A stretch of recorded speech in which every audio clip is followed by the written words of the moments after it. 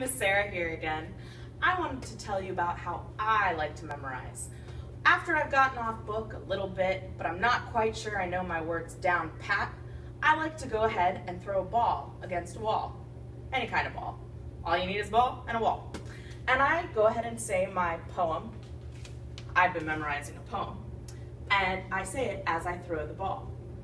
So here I go. Wee Willie Winkie runs through the town, upstairs and downstairs in his nightgown. Rapping at the windows, crying through the locks, are the children in their bed, for now it's 8 o'clock. I'm clearly not the best ball player, but I have to keep my focus on the ball so that it doesn't come back and hit me in the face.